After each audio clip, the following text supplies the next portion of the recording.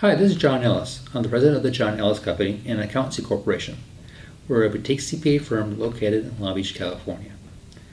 This is part 4 of my discussion concerning tax debt relief. Offer of compromise is a way you can pay less than you owe in your taxes.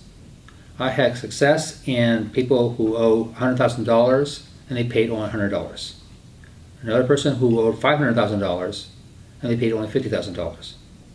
But the offer of compromise is a program based upon a formula, not based upon trying to make a deal with the IRS or the state of California. States have their own different programs like this, but the federal government, the IRS, that program is codified, whereas the programs in states are not codified. It's more subjective on the part of the states. So like in California, it's harder to get one approved in California than it is with the IRS. Now, the offer of compromise has 3 different parts of it you can qualify for.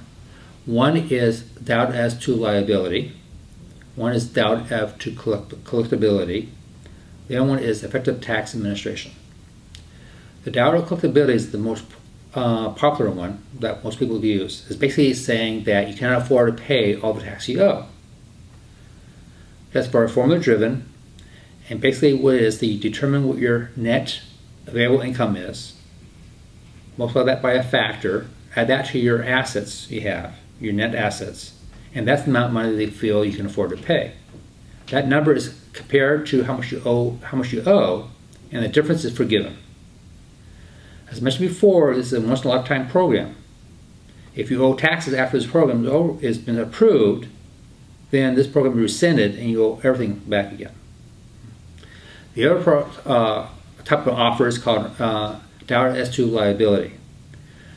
These are programs are basically when you have a disagreement with the IRS as to not you actually owe the tax.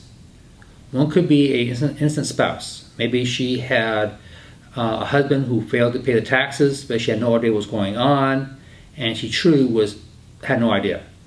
So therefore, to relieve her liability, that be used in this program. Another one is if you are found to be personally liable for unpaid payroll taxes. Like I mentioned before, the IRS spreads a wide net, try to get everyone they can to be personally responsible. If you are a silent partner in a corporation or a partnership, or if you are a secretary or a bookkeeper and you're found to be personally liable, we use the program to show to them that you are not personally liable by looking at facts and circumstances of the case. It's not easy to be done, but it can be done. The other one is effective tax administration.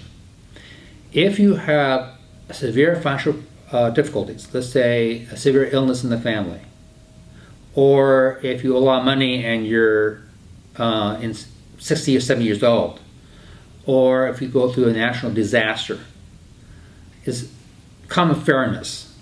You cannot afford to pay it because of that. Again, it's very hard to do. The IRS does not like doing that, but it can be done.